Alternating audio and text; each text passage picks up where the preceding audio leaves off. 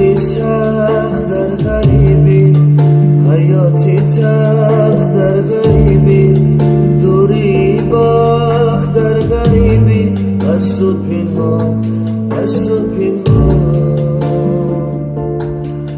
نمیدیدی تو رنجی من، روزایی تلخ و تنگی من، نخواستم بینی دردی من، از تو پنهان، از تو پنهان.